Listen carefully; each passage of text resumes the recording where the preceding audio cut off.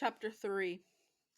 The law firm of Boone and Boone had its offices in an old converted house on Park Street, 3 blocks off of Main, and a 10-minute walk to the courthouse. There were lots of lawyers in the neighborhood, and all the houses on Park and had become the offices of attorneys, architects, accountants, engineers, and so on. The firm had 2 lawyers, Mr. Boone and Mrs. Boone, and they were all equal partners in every sense of the word. Mr. Boone, Theo's father, was in his early 50s, but seemed to be much older, at least in Theo's well kept opinion. His first name was Woods, which to Theo seemed more suited for a surname. Tiger Woods, the golfer, James Woods, the actor. Theo was still searching for another human being with the first name of Woods, though he didn't spend a lot of time worrying about the slight nuisances. He tried not to worry about things out of his control. Wood Boons, sometimes Theo pronounced the name so quickly it sounded like Woodspoon. He checked in Woodspoon really wasn't a word, but he thought it should be. A spoon made from wood is known as a wooden spoon, not a wood spoon. But who uses a wooden spoon? Why worry about such trivial matters? Anyway, like one of those annoying habits you can't break, Theo thought of the word wood spoon every time he approached the door to his father's office and saw his name stenciled in black lettering. His office was on the second floor, up some rickety steps covered with stained and threadbare carpet. Mr. Boone was on the second floor alone because the ladies below had sent him there for 2 reasons. First, he was a slob and his office was a wreck, though Theo loved it. Second, and much more offensive, Mr. Boone smoked a pipe and preferred to do so with the windows closed and the ceiling fan off, so that the air was thick with the rich aroma of whatever flavored tobacco he happened to favor that day. The smoke didn't bother Theo either, though he did worry about his father's health. Mr. Boone was not exactly concerned with fitness. He exercised little and was a bit on the heavy side. He worked hard but left his problems at the office, unlike his law partner, Theo's mom. Mr. Boone was a real estate lawyer, and in Theo's opinion, this was the most boring of all areas of the law. His father never went to court, never argued before a judge, never addressed a jury, never, it seemed, left the office. In fact, he often referred to himself as an office lawyer and appeared pleased with such a title. Theo certainly admired his father, but he had no plans to spend his career locked away in some office. No, sir. Theo was headed for the courtroom. Because Mr. Boone was alone in the second floor, his office was huge. Long, saggy bookshelves lined 2 of the walls, and the other 2 were ever expanding collections of framed photographs depicting Woods doing all sorts of important things, shaking hands with politicians, posing with lawyers at bar meetings, and so on. Theo had seen the inside of several other lawyers' offices in town. He was quite nosy and always looked for an open door. And he had already learned that lawyers loved to cover their walls with such photos, along with diplomas and awards and certificates of memberships for in this club or that. The ego wall, his mother called it, sneering, because her walls were practically bare, with only a few pieces of some baffling modern art hanging about. Theo knocked on the door as he pushed it open. He was expected to say hello to both parents each afternoon after school, unless he was busy elsewhere. His father sat alone behind an ancient desk that was covered with piles of paper. His father was always alone because his clients seldom stopped by. They called or sent stuff by mail or fax or email, but they didn't seem to visit Boone and Boone to get advice. Hello, Theo said as he fell into a chair. A good day at school? His father asked, the same question every day. Pretty good. The principal approved our field trip to go to court tomorrow. I saw Judge Gantry this morning, and he promised seats in the balcony. That was nice. You're lucky. Half the town will be there. Are you going? Me? No, his father said, waving at the piles of paper as if they required immediate attention. Theo had overheard a conversation between his parents in which they had vowed not to stop by the courtroom during the murder trial. They were busy lawyers themselves, and, well, it just didn't seem right to waste time watching someone else's trial. But Theo knew that they, like everyone else in town, wanted to be there. His father and his mother, to a lesser extent, used the excuse of too much legal work when they wanted to avoid doing something. How long will the trial last? Theo asked. The word on the street is that it might take a week. I'd sure like to watch all of it. Don't even think about it, Theo. I've already talked to Judge Gantry. If he sees you in the courtroom when you're supposed to be in school, he will stop the trial, order a bailiff to take you into custody, and haul you away. I will not bail you out of jail. You'll sit there for days with common drunks and gang members. With that, Mr. Boone picked up a pipe, fired a small torch into its bowl, and began blowing smoke. They stared at each other. Theo wasn't sure if his father was joking, but his face certainly looked serious. He and Judge Gantry were old friends. Are you kidding? Theo finally asked. Partially. I'm sure I'd fetch you from jail, but I've talked to Judge Gantry. Theo was already thinking of ways to watch the trial without being seen by Judge Gantry. Skipping school would be the easy part. Now shove off, Mr. Boone said. Let's get the homework done. See you later. Downstairs, the front door was guarded by a woman who was almost as old as the office itself. Her first name was Elsa.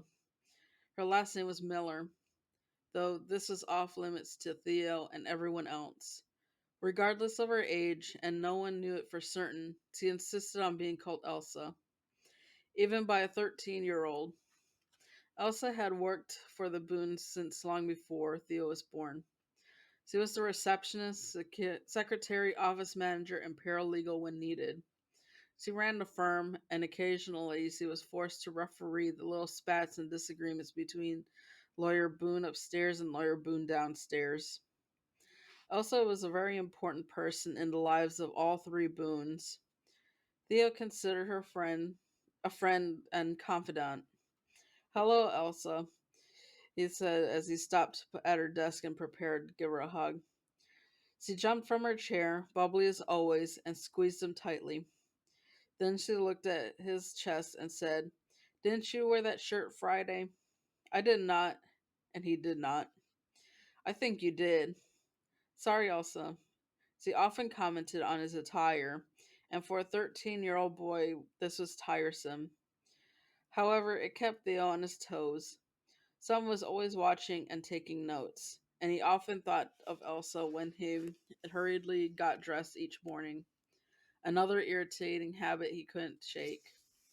Her own wardrobe was legendary. She was short and very petite.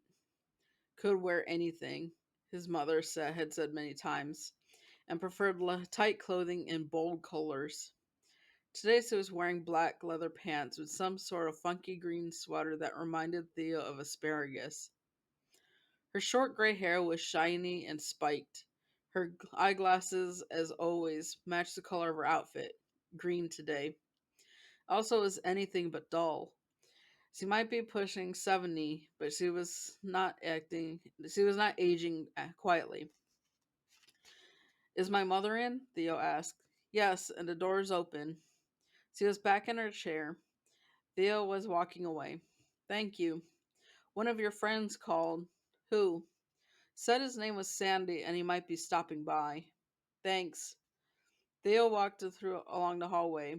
He stopped at one door and said hello to Dorothy, the real estate secretary, a nice lady who was boring as her boss upstairs. He stopped at another door and said hello to Vince, their longtime paralegal who worked on Mrs. Boone's case. Marchella Boone was on the phone when Theo walked in and took a seat. Her desk, glass and chrome, was neatly organized with the most of the surface visible, a sharp contrast to her husband's. Her current files were in a tidy rack behind her. Everything was in place, except her shoes, which were not on her feet but parked nearby. The shoes were heels, to which the Theo meant she had been in court during the day. It was a courtroom outfit, a burgundy skirt and jacket. His mother was always pretty and put together, but she made an effort on those days when she went to court. The men can look like slobs, she said many times, but the women are expected to look nice. What's fair about that? Elsa always agreed that it wasn't fair. The truth was that Mrs. Boone always enjoyed spending money on clothes and looking nice. Mr. Boone cared for nothing for fashion, and even less for neatness. He was only 3 years older in age, but at least a decade in spirit. At the moment, she was talking to a judge, one who did not agree with her. When she finally hung up, her attitude changed quickly. With a smile, she said, "Hello, my dear. How was your day?" "Great, Mum. And yours?" "The usual. Any excitement in school?" "Just a field trip tomorrow to watch the trial. Are you going?" She was already shaking her head no. "I have a hearing at 10 in front of Judge Sanford.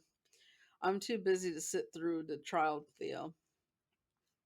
Dad says he's already talked to Judge Gantry, and they've cooked up a plan to keep me away from the trial. Do you believe it?" "I certainly hope so. School is a priority." "School is boring, Mom. I enjoy 2 classes. Everything else is a waste of time." "I wouldn't say your education is a waste. I can learn more in a courtroom." "Perhaps, but you'll have a chance to spend plenty of time there one day. For now, though, we're concentrating on 8th grade, okay? I'm thinking about taking a few law courses online. There's a cool website that offers some great stuff."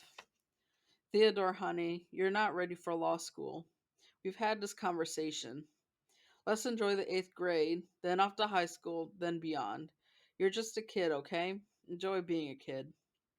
He sort of shrugged, said nothing. "Now let's get the homework done." Her phone buzzed, and Elsa was sending back another important call.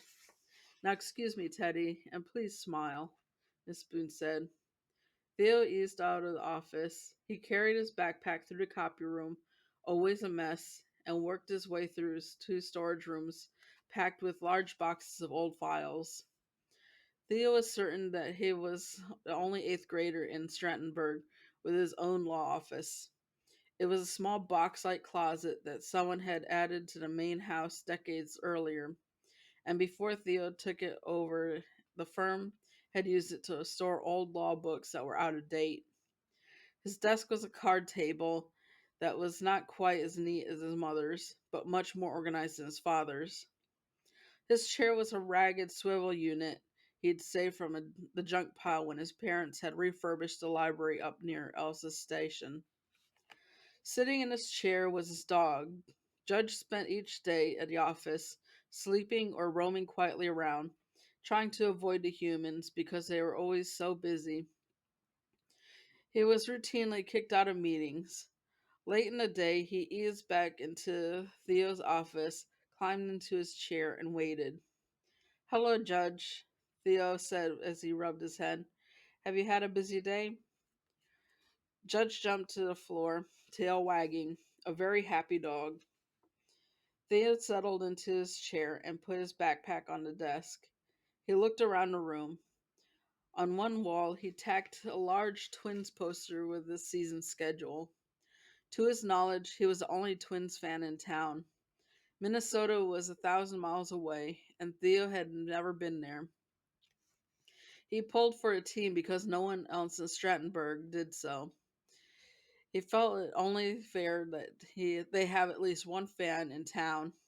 He'd chosen the Twins years earlier and now clung to them with a fierce loyalty that was tested throughout the long season. On another wall, there was a large cartoonish sketch of Theo Boone, attorney at law, wearing a suit and a tie and standing in court. A gavel was flying by his head, barely missing him, and a caption read, "Overruled," in the background. The jurors were howling with laughter at Theo's expense. At the bottom right hand corner, the artist had scribbled her name, April Finnemore.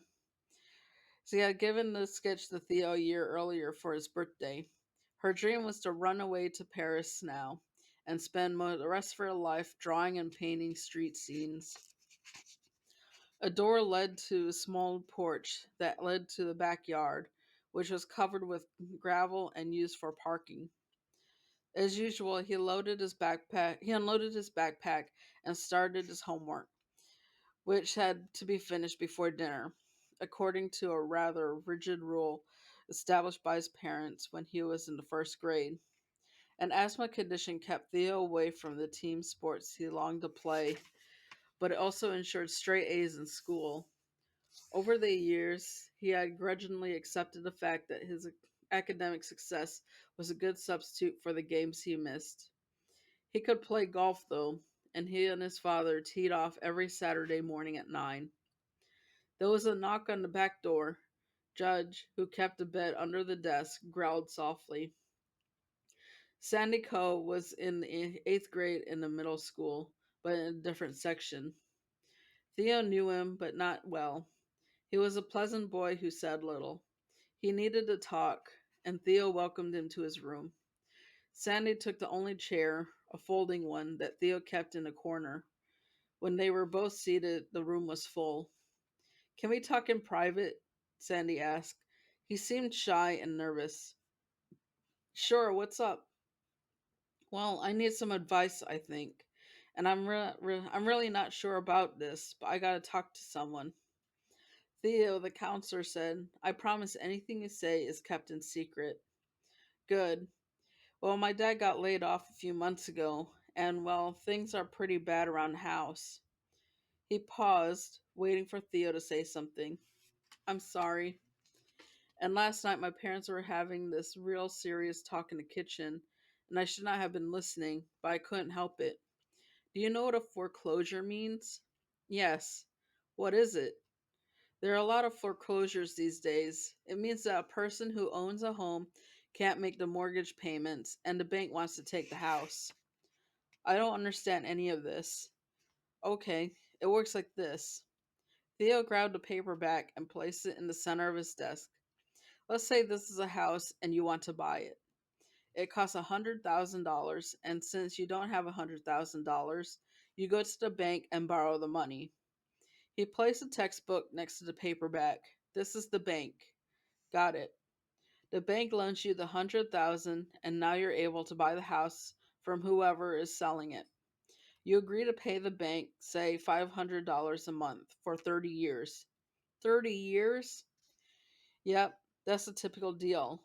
The bank charges an extra fee for making the loan. It's called interest. So each month you pay back part of 100,000 plus a chunk for interest. It's a good deal for everybody. You get the house you want, and the bank makes money on the interest. All is well until something happens and you can't make the monthly payments. What's a mortgage? A deal like this is called a mortgage. The bank has a claim on the house until the loan is paid off. When you fall behind on monthly payments, the bank has the right to come in and take the house. The bank kicks you out and it owns the house. That's a foreclosure. He placed the textbook on top of the paperback, smothering it. "My mom was crying when they were talking about moving out. We lived there since I was born." Theo opened his laptop and turned it on.